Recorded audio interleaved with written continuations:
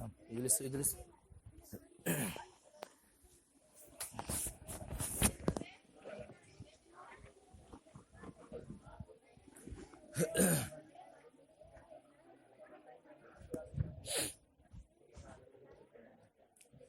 نحمده ونصلي على رسول الكريم اما بعد.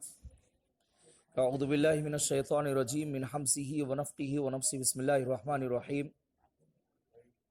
قل هل يستوي الذين يعلمون والذين لا يعلمون.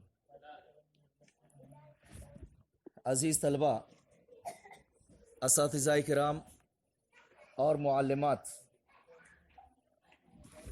اس سے پہلے جمعہ آپ لوگوں کے سامنے علم کے تعلق سے، اس کی فضیلت کے تعلق سے، صاحب علم کی فضیلت کے تعلق سے، طالب علم کی فضیلت کے تعلق سے دو چار باتیں آپ لوگوں کے سامنے، دو چار اہم باتیں آپ لوگوں کے سامنے رکھی گئی تھی. سب سے پہلی بات یہ رکھی گئی تھی کہ اللہ رب العالمین نے اس طویل و عریض کائنات کو جو پیدا کیا ہے، کیا مقصد ہے پیدا کرنے کا؟ انسان جو اشرف المخلوقات کی حیثیت رکھتا ہے، اس کا پیدا کرنے کا کیا مقصد ہے؟ تو ان چیزوں کو جاننے کے لیے علم ناگریز اور ضروری شے ہے. بغیر علم کے نہ ہم اللہ رب العالمین کو جان سکتے ہیں، نہ اللہ کی مخلوقات کو جان سکتے ہیں، نہ کسی بھی چیز کو جو اللہ رب العالمین نے پیدا کیا ہے ہم اس چیز کو کیا ہے جان سکتے ہیں.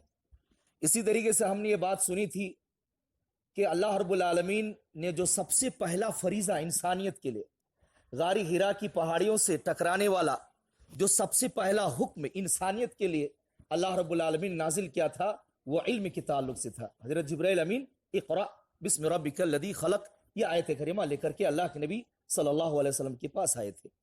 اسی طریقے سے ہم نے یہ بات سنی تھی پچھلے جمعہ کہ استحقاقی خلافت کے لیے، یعنی دنیا میں وہی قوم حاکم بنتی ہے، دنیا کے اندر اسی قوم کا دبدبہ رہتا ہے، ولولہ رہتا ہے، وہی قوم اعلیٰ رہتی ہے، وہی قوم درجہ کے اندر رہتی ہے، بلند رہتی ہے، جس قوم کے پاس کیا ہوتا ہے؟ علم ہوتا ہے. کیونکہ اللہ رب العالمین نے حضرت آدم علیہ السلام کو جب پیدا کیا تو استحقاقی خلافت کے لیے اور فرشتوں سے ان کے مقام کو بلند کرنے کے لیے اللہ رب العالمین نے حضرت آدم علیہ السلام کو کچھ چیزوں کے نام اللہ رب العالمین نے بتلا دیے تھے، جیسے کہ آپ لوگوں کو یہ چیز کیا ہے معلوم ہے. اور استحقاقی خلافت کے لیے اللہ رب العالمین نے حضرت آدم علیہ السلام کو نام بتلائے، اور فرشتے ان سے کیا تھے؟ ناواقفیت تھے، فرشتوں کو وہ چیز معلوم نہیں تھا. تو استحقاقی خلافت کے لیے علم کیا ہے؟ ضروری ہے. بغیر علم کے کوئی بھی انسان نہ دنیا کے اندر خلیفہ بن سکتا ہے اور نہ نائب بن سکتا ہے. کیونکہ میں نے یہ بھی بات بھی بتلائی تھی کہ دنیا میں انسان کی حیثیت نائب اور خلیفہ کی ہے. تو وہی قوم حاکم بنتی ہے جس کے پاس کیا ہوتا ہے؟ علم ہوتا ہے. آج کے درس میں دو چار باتیں بتلائی جائیں گی. سب سے پہلی بات یہ بتلائی جائے گی کہ دین اسلام ایک نظام حیات ہے، مکمل نظام حیات ہے. دین اسلام ایک انسان کی ہر پہلو کو اجاگر کرتا ہے، ہر پہلو کو، ہر گوشے کو بتلاتا ہے.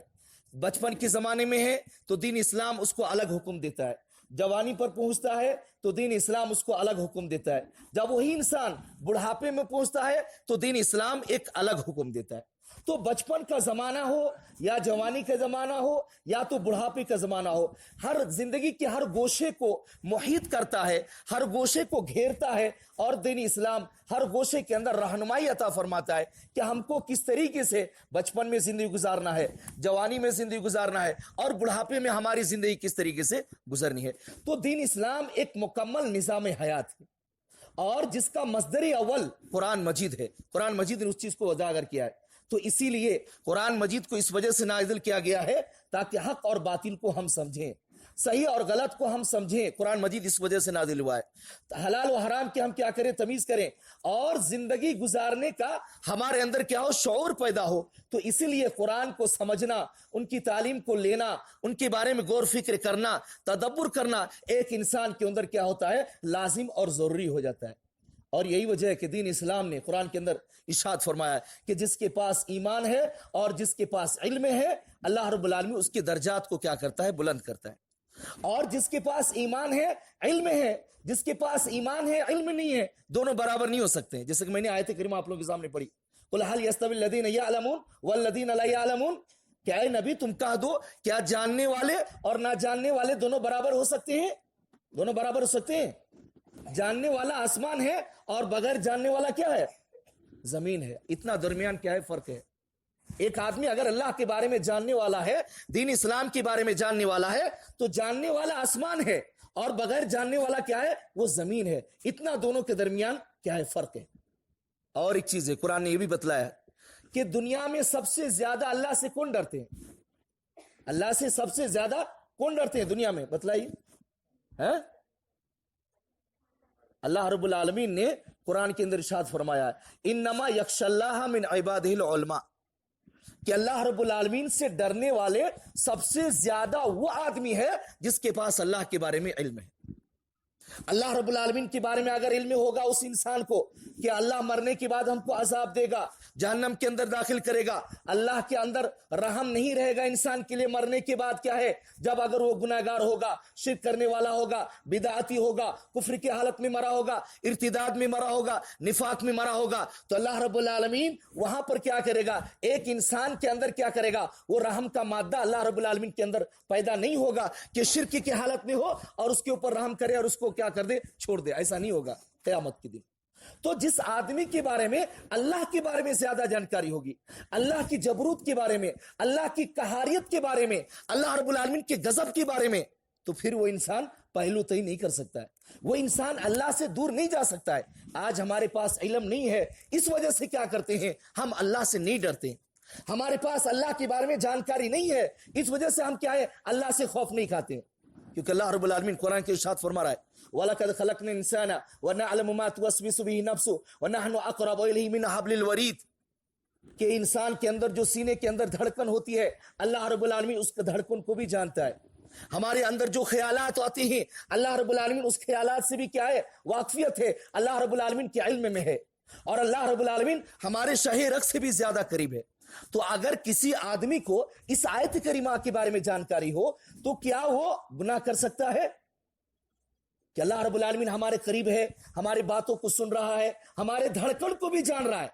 بہت سارے لوگ کو آپ دیکھیں گے کہ لوگوں کے پاس رہتے ہیں تو گناہ نہیں کرتے, یا تو وہ شیخی بنے رہتے ہیں, وہ بزرگ بنے رہتے ہیں, لیکن جب وہی آدمی تنہائی میں جاتے ہیں, اکیلے رہتے ہیں, تو پھر اس کے پاس علم نہیں ہوتا اللہ کے پاس, تو پھر وہ آدمی کیا کرتا ہے, اللہ رب العالمین سے نہیں ڈرتا ہے, اللہ رب العالمین سے خوف نہیں کرتا ہے. بغیر خوف کے ڈرنے سے کیا کرتا ہے, وہ گناہ کا کام کرتا ہے. لیکن جب ہمارے پاس اللہ کے بارے میں علم ہوگا, اللہ کے بارے میں جانکاری ہوگی کہ اللہ رب العالمین کیسے پکڑتا ہے, کیسے ہماری آواز کو سن رہا ہے, ہماری دھڑکن کو سن رہا ہے, تو یقینی بات ہے کہ ہمارے دل میں اللہ کا خوف پیدا ہوگا.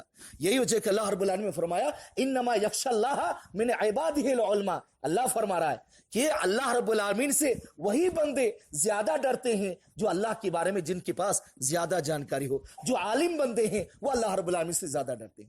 تو ایک نقطہ معلوم ہوا کہ دنیا کے اندر سب سے زیادہ ڈرنے والے کون ہیں؟ اللہ رب العالمین سے عالم ہے. سب سے زیادہ کیا ہے, جس کے پاس اللہ کے بارے میں علم ہوگا وہی اللہ رب العالمین سے کیا کرے, ڈرے گا. جس کے بارے میں علم نہیں ہوگا, جنت اور جہنم کے بارے میں علم نہیں ہوگا, قیامت کے ہولناکی کے بارے میں علم نہیں ہوگا, قیامت کے اندر کیا کیا ہولناکیاں ہوں گی, کیسے وہاں پر پسینہ بہانا پڑے گا. حضرت عیسیٰ علیہ السلام پسینہ بہاتے بہاتے ان کے خون کے پسینے نکلیں گے. حضرت ابراہیم علیہ السلام جو اللہ کے خلیل ہیں, اللہ کے دوست ہیں, اتنے برگزیدہ نبی ہیں, اتنے بڑے نبی ہیں, لیکن قیامت کے دن ایسا نفسی کا عالم رہے گا کہ ٹخنوں کے بل پڑ جائیں گے, اور حضرت ابراہیم علیہ السلام اللہ رب العالمین سے نفسی نفسی فرمائیں گے کہ اللہ تو مجھ کو بچا لے, اللہ ان کو کیا کر لے, بچا لے.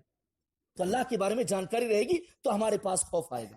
آج ہمارے پاس اللہ کے بارے میں جانکاری نہیں ہے تو ہمارے پاس کیا آ رہا ہے, خوف نہیں آ رہا ہے.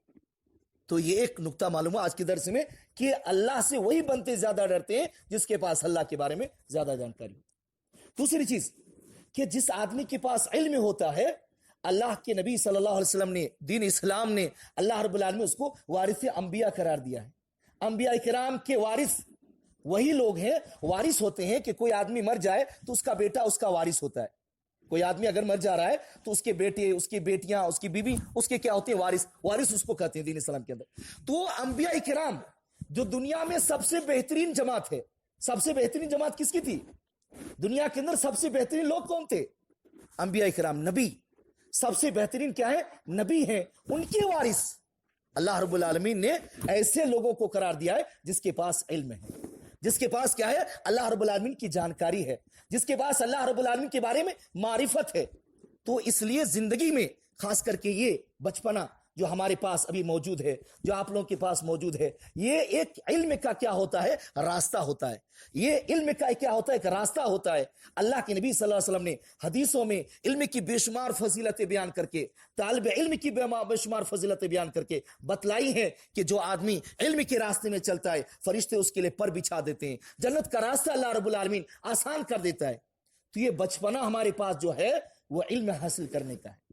وہ علم حاصل کرنے کا ایک راستہ کیا ہے؟ علم حاصل کرنے کا یہی ایک راستہ ہے، اور یہی ایک موقع ہے، کیونکہ آپ جب جوان ہو جائیں گے، آپ کے اوپر بہت ساری ذمہ داریاں آ جائیں گی، تو پھر وہاں پر علم حاصل کرنے کا موقع نہیں ملے گا۔ اسی علم کو کیا ہے؟ نکھارنے کا موقع ملے گا۔ جو آپ یہاں پر محنت کریں گے، جو یہاں پر حاصل کریں گے، جو محنت کریں گے، یہی چیز کا استعمال کرنے کا موقع آپ کو ملے گا۔ تو علم حاصل کرنے میں کوشش کریں گے کہ نہیں کریں گے؟